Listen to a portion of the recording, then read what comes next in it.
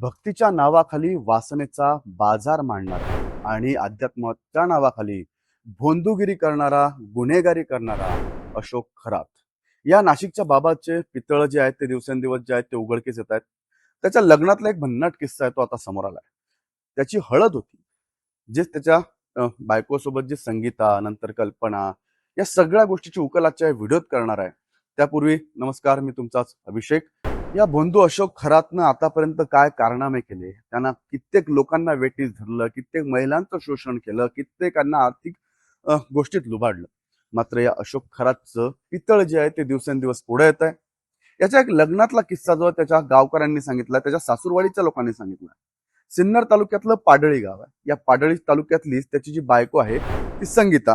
हीच संगीता नंतर कल्पना झाली. कशी झाली? अशोक खरातशी लग्न करून झाली. लग्न कोणत्या परिस्थितीत जमलं तर बघा, लग्नाचा खर्च आम्ही करतो, फक्त मुलगी द्या.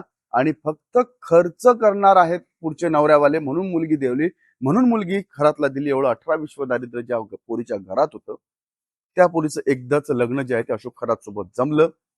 आणि या अशोक खरातच्या लग्नातला किस्सा आहे हळदीचा. त्याच्या लग्नात असणारी ज्या व्यक्ती आहेत त्यांच्या सासरकडच्या, त्यांनी तो किस्सा सांगितला की ज्यावेळेस हळद लागणार होती तर हळदीसाठी आपण बघतो की आपल्याकडं हळद लागायची असली तर नवरदेव बन्यांवर असतो किंवा मग नवरदेव शेवटी उघड्या असला तरी म्हणजे शर्ट नसतं अंगात. मात्र याचं शर्टच हा हळदीला आपल्या काढायला तयार नव्हता. लोकांनी बळजबरी केली तरी ऐकायला तयार नाही गडी.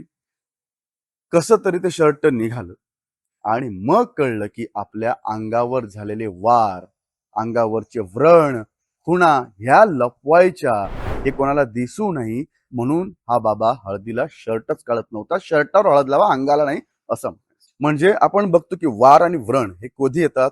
एकतर युद्धात गेलेल्या सैनिकाच्या अंगावर असतात, नाही तर भुरटीगिरी करणाऱ्या चोर लुटारूंच्या अंगावर असतात, जे भाणामाऱ्या करतात वगैरे. म्हणजे आपण त्याला सरळ म्हणतो की जे टुक्कार लोक आहेत त्यांच्या अंगावर ते व्रण असतात. तशातला हा टुक्कार होता, तो म्हणजे अशोक खरात.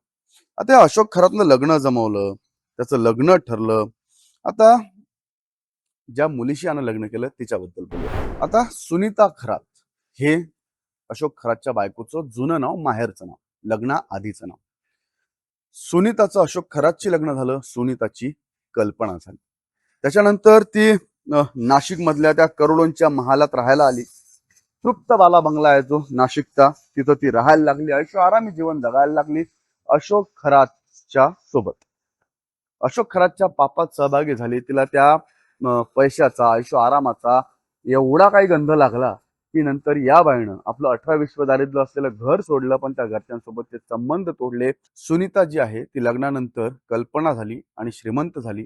मात्र तिनं तिच्या घरचे मात्र ती सुनीता होती तसेच ठेवले. हे एकूण जर आपण पाहिलं तर या एक लक्षात घ्या की पैसा आहे आणि या पैशासाठी म्हणून या लोकांनी जे काही केलं. तर आज SITनं त्याच्या मुलाला ताब्यात घेतलं, त्याच्या आता बायकोलाही ताब्यात घ्यायची तयारी सुरू आहे. कारण काय तर त्याच्या भरपूर काही जे व्यवहार आहेत करोडोंचे, त्यामध्ये सहगुन्हेगार म्हणून हिला धरता येईल. कारण शेवटी कमवायचा तो पाप, तो घरात येऊन आणायचा, घेऊन यायचा आणि त्या पापाची भागीदार मात्र ही व्हायची. यांच्या हा लग्नातला एक छोटासा किस्सा तुमच्यापर्यंत घेऊन आलो.